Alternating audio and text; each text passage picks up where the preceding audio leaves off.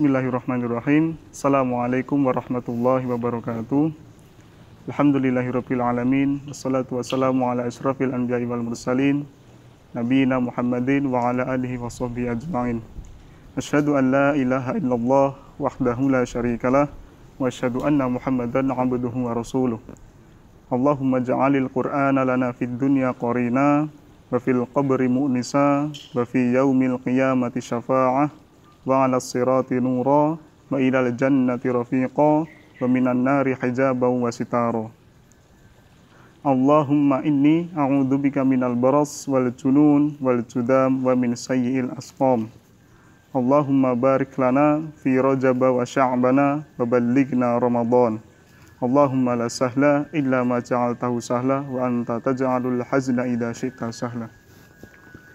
Baik, siswa-siswi SMP IT Abu Bakar Firdaus School yang saya banggakan, pertama dan yang paling utama, marilah kita senantiasa bersyukur kepada Allah Subhanahu wa taala karena atas izin dan kehendaknya sampai detik ini kita masih diberikan kesempatan hidup, diberikan kesehatan, kesempatan dan waktu luang, dan yang paling penting adalah diberikan keimanan. Terlebih-lebih di saat-saat seperti ini di mana Allah Subhanahu wa taala menguji hamba-hambanya, baik yang mukmin, munafik maupun yang kafir, muslim maupun non-muslim, dengan satu makhluknya Allah yang begitu kecil, yang mana kita sebut dengan virus corona. Maka di saat-saat seperti ini harusnya senantiasa kita untuk berhusnudzon kepada Allah Subhanahu wa taala, banyak-banyak bersyukur kepada Allah Subhanahu wa taala, serta senantiasa ingat kepada Allah Subhanahu wa taala. Sebagaimana firman Allah Subhanahu wa taala di dalam surat An-Nisa ayat 103, Allah mengatakan, a'udzubillahi minasyaitonirrajim, fa idza qadaitumus sholata fadhkurullaha qiyaman wa qu'udan wa 'ala junubikum. Apabila kamu telah menyelesaikan sholatmu atau ibadahmu, maka ingatlah kepada Allah Subhanahu wa taala baik ketika engkau berdiri, duduk maupun berbaring. Ayat ini menerangkan kepada kita bahwasanya dalam situasi dan kondisi apapun kita hendaknya untuk selalu mengingat kepada Allah Subhanahu wa taala. Karena insya Allah dengan kita mengingat Allah, maka Allah Subhanahu wa taala juga akan mengingat kepada kita. Bagaimana firman-Nya Allah Subhanahu wa taala di dalam surah Al-Baqarah ayat 152, Allah mengatakan, a'udzubillahi minasyaitonirrajim, fadhkuruni adhkurukum washkuruli wala takfurun. Maka ingatlah engkau kepadaku, maka aku pun juga akan ingat kepadamu, dan bersyukurlah kepadaku, dan janganlah kamu ingkar kepadaku. Maka dari itu, di saat-saat seperti ini, marilah kita selalu senantiasa menumbuhkan rasa-rasa syukur kita kepada Allah Subhanahu wa taala, selalu senantiasa berhusnudzon, menciptakan prasangka-prasangka baik kepada Allah Subhanahu wa taala, karena Allah Subhanahu wa taala tentu tahu yang lebih baik untuk hamba-hambanya.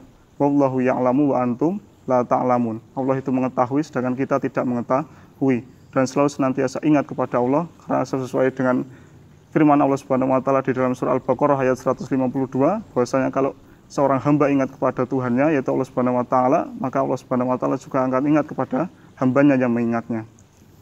Tidak lupa salawat serta salam selalu senantiasa kita haturkan dan curahkan kepada junjungan dan suri tauladan Nabiullah Rasulullah Muhammad sallallahu alaihi wasallam, yang mana beliau sallallahu alaihi wasallam telah berjuang untuk agama Islam, untuk umatnya, dalam membawa dan juga membawa umatnya dari zaman kejahiliahan menuju zaman peradaban Islam yang gemilang. Kita saat ini bisa merasakan nikmatnya Islam, bisa merasakan nyamannya beribadah, bisa tahu caranya sholat, bisa tahu caranya puasa, bisa tahu caranya baca Quran, dan lain sebagainya. Itu semua karena ada contoh dan suri tauladan dari sang panutan, yaitu Nabiullah Muhammad sallallahu alaihi wasallam. Maka dari itu kita sebagai umatnya senantiasalah harus untuk berselawat kepada beliau sallallahu alaihi wasallam, karena beliau sallallahu alaihi wasallam sendiri telah mengatakan kepada kita, beliau bersabda bahwasanya barang siapa yang berselawat kepadaku 1 kali, maka Allah Subhanahu wa taala juga akan berselawat kepadanya 10 kali. Bahkan di dalam firman Allah Subhanahu wa taala di dalam surah Al-Ahzab ayat 56, Allah Subhanahu wa taala mengatakan, a'udzubillahi minasyaitonirrajim, innallaha wa malaikatahu yusholluna 'alan nabi ya ayyuhalladzina amanu shallu 'alaihi wa sallimu taslima. Sesungguhnya Allah dan para malaikat itu senantiasa berselawat kepada Nabi. Wahai orang-orang yang beriman, berselawatlah kalian kepada Nabi dan ucapkanlah salam penghormatan kepada Nabi Muhammad SAW. Maka dari itu, marilah kita gaungkan dan gemakan selawat kepada Nabi Muhammad SAW. Semoga dengan lantaran dan ikhtiar kita dalam berselawat kepada Nabi menjadikan wasilah mendapatkan syafaat Nabi Muhammad SAW di yaumul qiyamah kelak. Amin, amin ya rabbal alamin. Baik, siswa-siswi SMP IT Abu Bakar Full Day School yang saya banggakan, alhamdulillahirabbil alamin. Insyaallah sebentar lagi tidak terasa kita akan memasuki bulan Ramadan. Bulan Ramadan yang mana di dalamnya terdapat suatu ibadah yang identik di bulan Ramadan, yaitu ibadah puasa. Mengenai ibadah puasa, Allah Subhanahu wa taala telah berfirman di dalam surah Al-Baqarah ayat 183. Allah mengatakan, a'udzubillahi minasyaitonirrajim, ya ayyuhalladzina amanu kutiba alaikumussyiyam kama kutiba alal ladzina min qablikum la'allakum tattaqun. Wahai orang-orang yang beriman, telah diwajibkan atas kalian untuk berpuasa sebagaimana yang telah diwajibkan atas orang-orang terdahulu sebelum kamu, agar kamu termasuk menjadi orang-orang yang bertakwa. Di dalam ayat ini, di akhir ayat ini terdapat kata la'allakum tattaqun, agar kamu termasuk menjadi orang-orang yang bertakwa. Maka kita paham bahwasanya orang yang melaksanakan ibadah puasa di bulan Ramadan dengan benar, maka insya Allah puasa tersebut dapat menghantarkan dirinya untuk menjadi bagian dari orang-orang yang bertakwa. Tetapi di bulan Ramadan masih banyak amalan-amalan ibadah selain puasa. Dan bahkan di bulan Ramadan sendiri ada ciri khas, yang mana bulan Ramadan adalah bulan diturunkannya Al-Quran, sebagaimana firman Allah Subhanahu wa taala di dalam surah Al-Baqarah ayat 185. Allah mengatakan, a'udzubillahi minasyaitonirrajim, syahrul ramadhanalladzi unzila fihil Qur'an. Bulan Ramadan adalah bulan diturunkannya Al-Quran. Mengenai potongan ayat ini, Al-Imam Ibnu Katsir di dalam tafsirnya mengatakan bahwasanya bulan Ramadan adalah bulan yang dimuliakan oleh Allah Subhanahu wa taala, yang mana karena bulan Ramadan adalah tempat diturunkannya Al-Quran, waktu diturunkannya Al-Quran. Bahkan di dalam hadis yang diriwayatkan oleh Imam Ahmad bin Hambal, bahwasanya suhuf Nabi Ibrahim alaihissalam itu diturunkan bulan Ramadan, kitab Taurat diturunkan pada bulan Ramadan, kitab Injil diturunkan pada bulan Ramadan. Bahkan di riwayat lain juga kitab Zabur juga diturunkan di bulan Ramadan, juga Al-Quran juga diturunkan di bulan Ramadan. Maka kita paham bahwasanya bulan Ramadan menjadi istimewa dan diistimewakan oleh Allah Subhanahu wa taala karena di dalam bulan tersebut Allah Subhanahu wa taala menurunkan kitab-kitab sucinya kepada para nabi-nabinya yang menerima.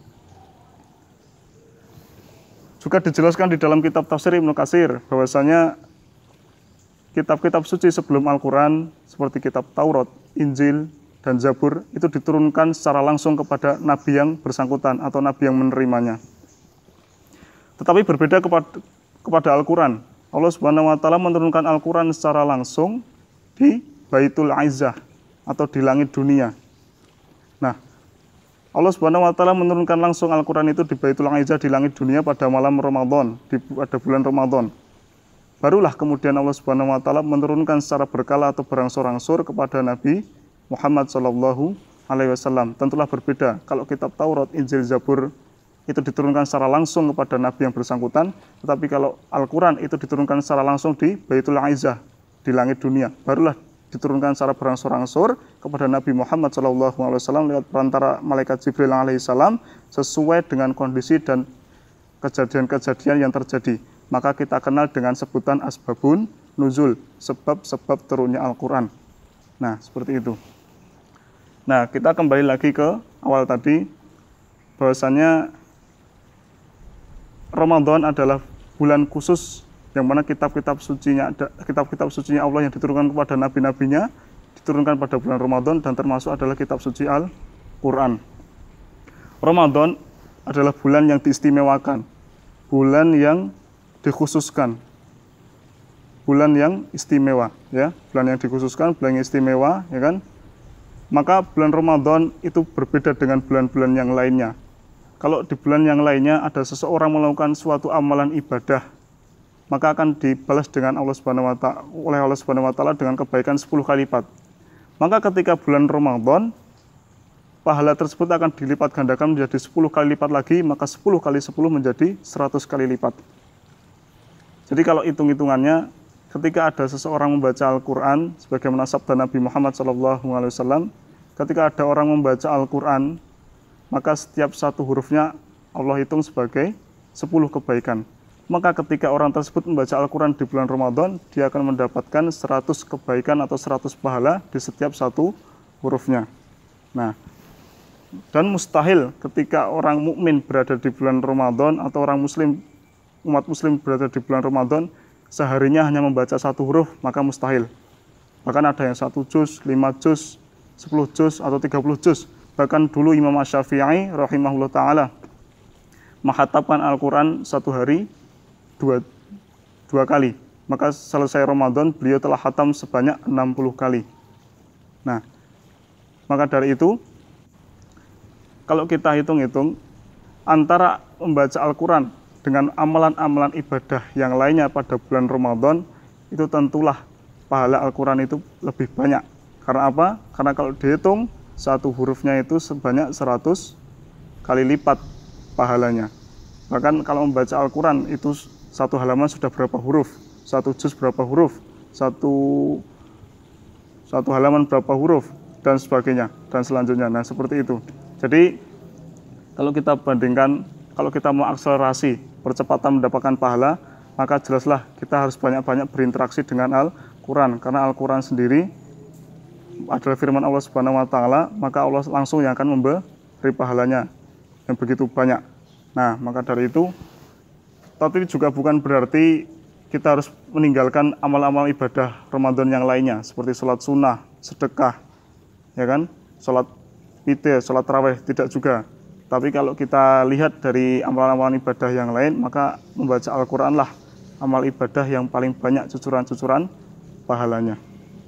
Nah, maka dari itu siswa-siswa SMP IT Abu Bakar Firdaus School yang saya banggakan, dulu Rasulullah SAW, para sahabat, para tabi'in, para tabi'ut tabi'in, dan orang-orang soleh zaman dulu, ketika mereka mengetahui akan menghadapi bulan Ramadan, maka mereka senantiasa mempersiapkan diri secara maksimal. Karena apa? Karena mereka sangat rindu dengan bulan Ramadan, dan karena mereka berpikiran bahwasanya belum tentu saya dapat sampai ke bulan Ramadan yang selanjutnya. Nah, maka dari itu kita harus senantiasa mencontoh mereka, orang-orang solih, para sahabat, dan Nabi Muhammad SAW dalam mempersiapkan diri semaksimal mungkin dalam menghadapi bulan Ramadan. Maka kita juga harus mempersiapkan diri semaksimal mungkin pada saat-saat ini. Karena masih ada beberapa hari untuk menghadapi bulan Ramadan, kita harus persiapkan diri semaksimal mungkin, mumpung kita ada di rumah. Sholat sunnahnya, ngaji Qur'annya, dan lain sebagainya. Kita tingkatkan, kita gembleng diri kita paksa diri kita untuk melakukan ibadah-ibadah, amal ibadah, yang mana insya Allah nanti ketika bulan Ramadan sudah datang dan kita sudah memasuki bulan Ramadan, maka insya Allah kita siap untuk mengimplementasikan apa yang sudah kita persiapkan.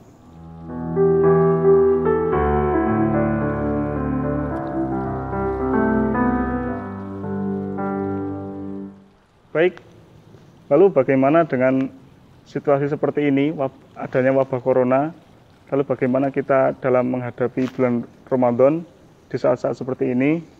Nah, belum lama kemarin MUI telah mengeluarkan fatwa bahwasanya daerah-daerah yang sudah ditetapkan zona merah itu diharapkan untuk dihimbau untuk tidak melaksanakan kegiatan-kegiatan yang bersifat mengumpulkan banyak orang, termasuk di masjid, entah itu taraweh, takjilan, atau buka bersama, atau sholat-sholat fardu dan jumatan.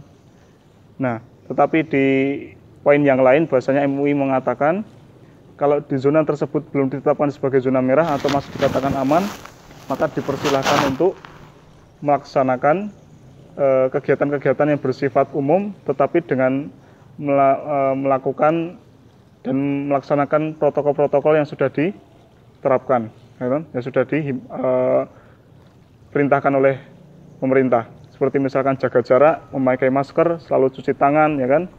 Nah, jika sekiranya di daerah kalian masing-masing tentu berbeda-beda ya. Ada yang sudah ditetapkan zona merah, ada yang ditetapkan masih aman, ada yang masjidnya masih mengadakan kegiatan sholat berjamaah dan lain sebagainya, ada yang sudah lockdown sama sekali, tidak dibuka atau tidak diperkenankan untuk dilakukan kegiatan. Maka untuk yang sudah di lockdown, masjidnya tidak boleh dipakai untuk kegiatan umum, maka tetap di rumah saja, ikuti himbauan ulil amri ya, tetap di rumah. Insya Allah, kalau kalian hatinya tertambat untuk selalu ke masjid dan terbiasa ke masjid, ya kan, dan selalu rindu untuk ke masjid, maka insya Allah sholat berjamaah kalian di rumah ketika di rumah karena ada wabah seperti ini juga dihitung sebagai pahala 27 derajat, bahkan lebih, terserah Allah yang memberi. Tapi insya Allah kalau niatnya lurus karena terbiasa ke masjid dan rindu ke masjid, ya kan, ketika kalian sholat di rumah karena ada wabah seperti ini, maka insya Allah Allah juga akan mencatat sebagai pahala. Nah, begitu juga dengan kegiatan Ramadan nanti, ada tarawih, ada buka bersama, ya kan. Nah, tetap dilaksanakan di rumah bagi tempat yang sudah di klasifikasi zona merah, ya, masuk ke klasifikasi ke zona merah. Maka jangan sekali-kali kalian malah keluar-keluar kelayapan, ya kan, malah melanggar tata tertib yang sudah ada. Insya Allah tempat-tempat yang sudah ditetapkan zona merah, masyarakat desa pun juga memahami, ya kan, karena biasanya RT atau perangkat desa akan mengadakan sosialisasi juga kepada masyarakatnya, bahwasanya bagi tempat-tempat zona merah disarankan untuk tidak dilakukan kumpul-kumpul terlebih dahulu. Jadi bagi anak-anak yang berada di zona merah, Ustadz harapkan tetap di rumah, melaksanakan ibadah di rumah. Sebagaimana Ustadz katakan tadi, jika kalian sudah terbiasa ke masjid dan rindu ke masjid, hati yang tertambat ke masjid, maka insya Allah ibadah yang kalian laksanakan di rumah akan dihitung Allah Subhanahu wa Ta'ala sebagaimana kalian kalau ke masjid, insya Allah.